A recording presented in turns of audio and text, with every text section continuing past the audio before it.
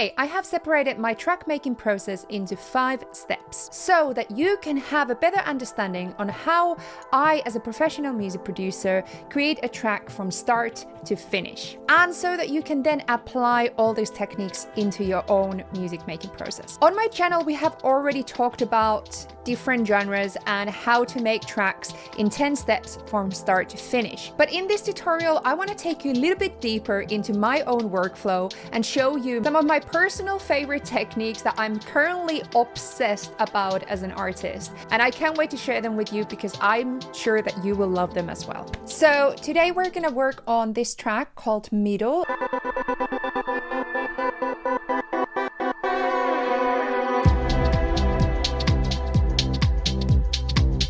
It's my latest single and it's a house track, but all these techniques work for any genre you want to make. So the first thing I went for is just creating a groove with kick and snare and top lines. So we have a sub kick.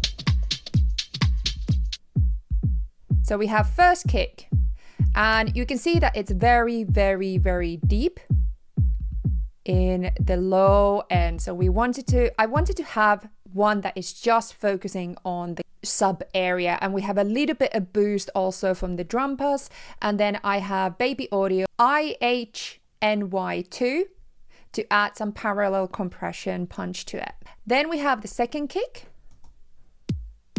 which is a lot higher, you can hear that, and together they sound like this. Kind of round kick sounds. The genre of this song is kind of deep house, but also more down-tempo, organic house song. So I wanted it to be a little bit more mellow and round than maybe traditional deep house where we get like boom, boom, boom. Then on the top of that, I started to add layers, more layers on the top of layers. So we have top line.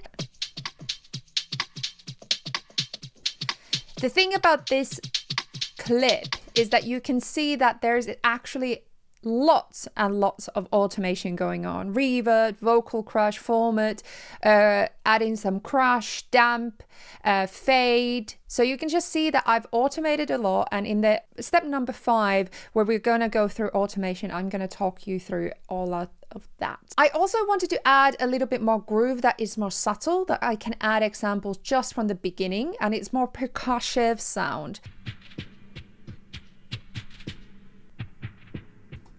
So what I have here is that I've actually duplicated it into 2 and I tuned them slightly different. So the other one is, I think, octave lower and the other one is -5 lower. And I pan them left and right so that we get a very nice stereo percussion going on in both of our ears. And together with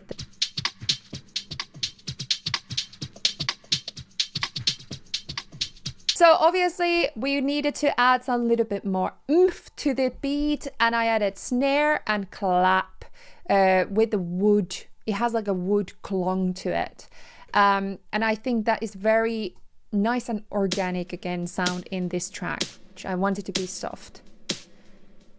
Snare that slaps quite a lot. You can hear almost, it sounds like almost like a slap.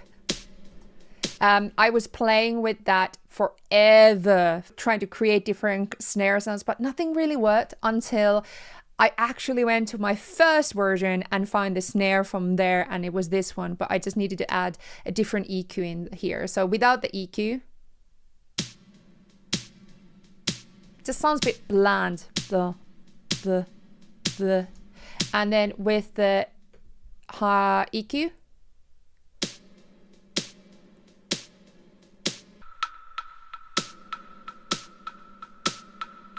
and with everything else. So we also had the top. I like that. Next area that I focused in my drum group was the percussion, and I played some of my Nord Drum 3 and found some really cool percussion grooves into this track. So I added a little bit of percussion. As well as in the beginning, we don't have kick at all. And it's a long time. It's almost 1 minute 23 and we have no kick. So I want to add something to the low end, something that gives a little bit oomph, but doesn't bring too much low end. So I thought, okay, percussion would be great. There's a reason why I don't want low end into the beginning. Stay on until step number 4, because I will explain that there. It's quite boomy, percussion-y sound. Third aspect of drums that I wanted to work on was impact sounds. So for this one, I used the Contact library as well as some samples that I found. I added a couple lifts. Just a percussive kind of snare sound. Lift, hits, well, some white noise lift, and you make sure that each transition sounds slightly different and unique to them. So example, you can see there's a massive transition here before the B section and also another one here. So the difference between these two drops are quite big. We have example, a crash going together with the sub sound. Whereas with the first transition, I don't have the high end, so I don't have a crash because I wanted it to drop fully just to the bass sounds, which sounds incredible in the actual track. We're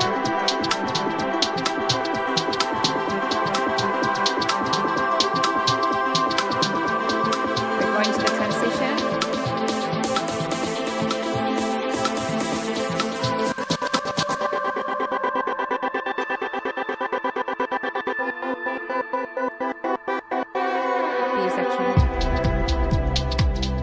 See why I wanted to just be bass, just be low end. Also, if you would like to see the music video of this track, which is called Middle, then go to my other YouTube channel, which is my artist YouTube channel, where I post all my music. So the link is down below. Step number 2 is groove. In this track, I focused on groove so much. First point of the groove is that I really worked hard on customizing all the clips, that they're all working well together. So example, the kicks are slightly different rhythm, so you can hear. You can see that there's these little ghost notes that I added into the kicks here, and those are subtle but very important to a groove. Now it was time for me to then create the bass. I have a different group here with the basses. So the bass is in 2 sections. We have a higher bass and then we have a sub bass.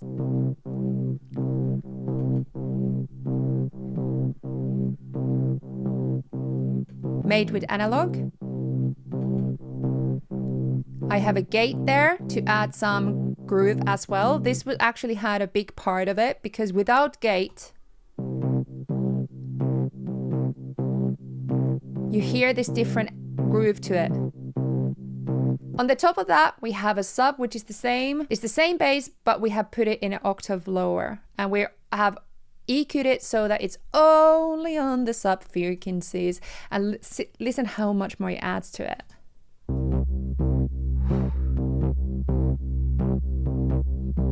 Okay, so that I can make sure that that rhythm, the dun dun dun dun dun dun, is working really well with the kick as well as the whole drums. Because something that is really, really important, and I think I was overlooking this when I was starting music production, is that as much as sounds can sound great by themselves, the whole point is to make them sound great together.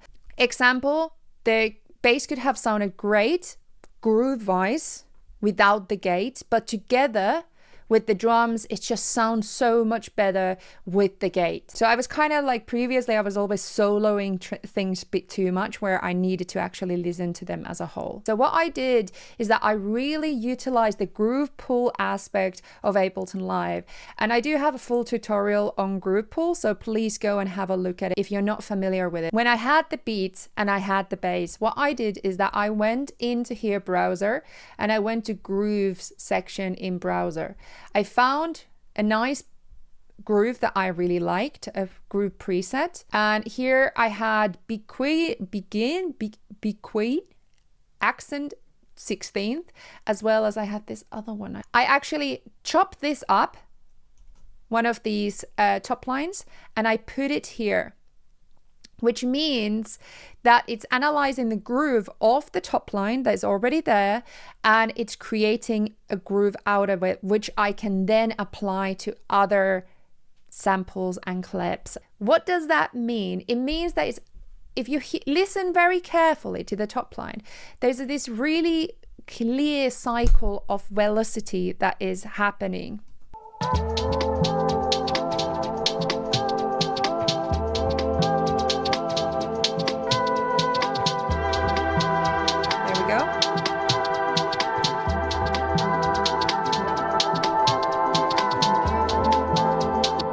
And that is because here the bass is 1/4 measurement and the velocity is 33%, so it's quite high. So it's affecting the velocity of this, the velocity of the groove of this clip on this measurement. So now if I'm applying the same grooves into every single clip that is creating rhythm into the track, it's almost like making them all work in the same groove, the same swing. So that's why I feel like when you listen to the chorus, the example, it just hits so nicely because everything is on a synchronized in the same groove.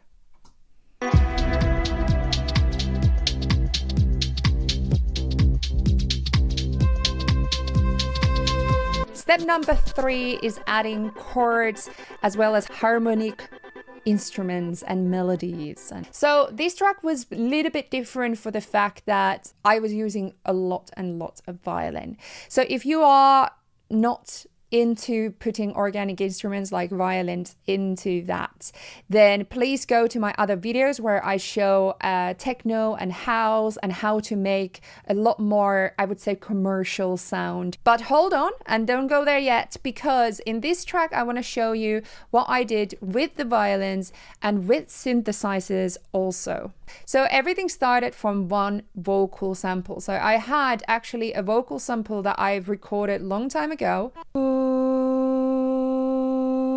It's just me going, ooh. What I did is that I just literally dropped it into simpler, went to my push and started playing a hook, and this is what happened. I pitched it up and it became almost like the core of what middle is.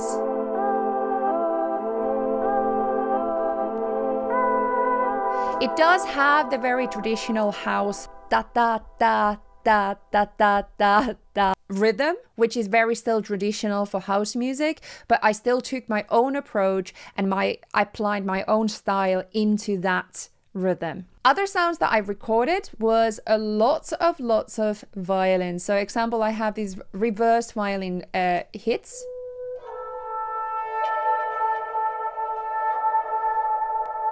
I added also some autopan and also lots spaced out, almost like synthesize the violin sounds, which I'm loving.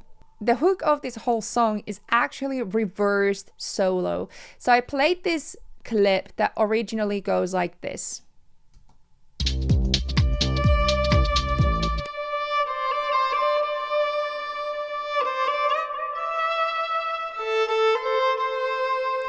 And I just thought, well, let's see, how does it sound if I reverse it? And I actually thought it sounded a lot better reversed. A lot more interesting.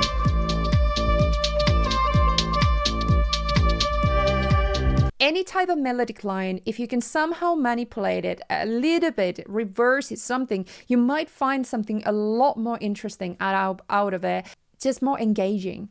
On the top of this, I wanted to add some abbreviated synth. So I used my Roland Juno DS for this. Specially abbreviated synths are amazing when you want to add tension before a drop example. And during this, I was also adjusting the resonance as well as the filter of the synth in the synth. So I was automating it while I was playing it. Fun little detail I also added was I recorded my 2-year-old niece. So I added that sample into simpler. It adds depth, it adds detail, some interest into the track. I've talked about genres a lot in this video, so please do comment down below if you would like to see more of these kind of tutorials on different genres. Which genre should I do next? Comment down below. Okay, let's talk about arrangement. So that is step number 4. So this arrangement for this track was actually inspired by another amazing YouTuber's tutorial, How to Make Drops by Alice Yelfin F.A., and her stuff are brilliant. So what I loved about it is that she's explaining the tension and release in a really simple way. So what I wanted to do is exactly that. I wanted to create something that builds up tension, the whole A to B section. So the whole A section is just building up tension, but it doesn't use low energy at all. As I said, I added some low percussion in there, but I didn't want to add that driving kick in there yet. So then when we are having the big drop, the big transition, and going to the big drop, here to the B section, we're really feeling the kick. We're really feeling the bass. We're like, we deserve that because we've been waiting for so long. We're building that tension, and then we're going for a transition. And my transition is this kind of like a tremolo, choppy sound. And now we're getting the kick, and now we're getting the bass. B is mostly low end with a little bit high end. Just the violin solo on the top of this very heavy bass and kick. It's very simple. And we have another drop that doesn't strip it back down too much, just a little bit. We only have the beat for a moment. So we're now in this middle ground of high end and low end together. But we're growing them together into the finale, the big finale, which happens.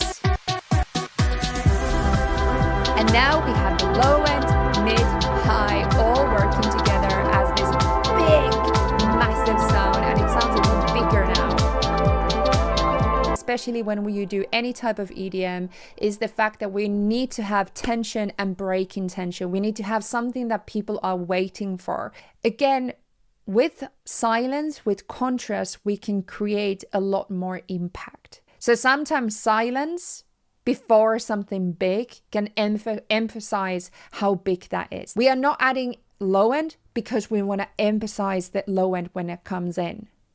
And we want to add silence, like example here, the second drop, I want to add silence before I bring everything back in. 5th step, and this is where I'm absolutely would use the most of my time: automation and movement, creating movement. And why is that? So we talked about the arrangement, how we have everything growing up, then dropping, we have low energy, all that. We need stuff to come in and come out. We need to tell the story, and how you tell the story and how you bring it in is with automation. And not just simple automation where we are just automating volume up and down of auto filter or something. What I'm talking about is the development of sounds and how they are interacting and how they are brought into the track and how they develop during it. So if I go here and look at the automation of that track, I have example reverb automated for the transition, just so that I can add that tail to that. I also have formant and the crush. It's a subtle movement, but subtle sometimes it is enough. I also add some fade, there you go, here, which is the delay. You can hear this delay sound. It filters it out while delaying as well. Some other stuff I have automated as well is my favorite, this violin that I was talking about. So I have a beat repeat actually applied there on a violin track. And it's one of these key elements creatively for this track. So listen to this.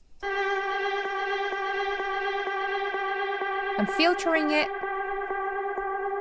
here while using the beat repeat, which sounds a bit like a delay to the violin, and it just creates amazing atmosphere, but also something a little bit artificial to the violin, which I love. If something sounds perfect, can you make it even better. Movement also happens in transitions. I have grouped all the tracks together. So everything that is mid-high is all the violins, synthesizer, all that. So they are in the mid-high group. Drums are and percussion and impacts are in drums, and then basses are separate. And all those groups are grouped into main group. Inside of the main group, I have actually added a utility device. And this utility device now I have automated. So I took a pen tool, draw into the grid. I automated the gain, and this is how it sounds.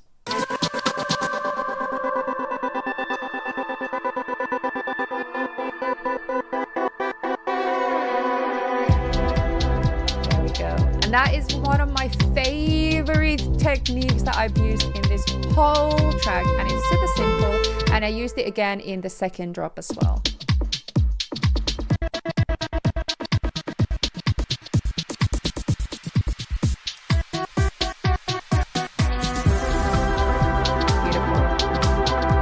So in the next video, I will be showing you how to make a techno track in 10 steps. And it's a little bit more detailed and more commercial one. But please go and listen to middle from the links down below if you want to hear it in full glory.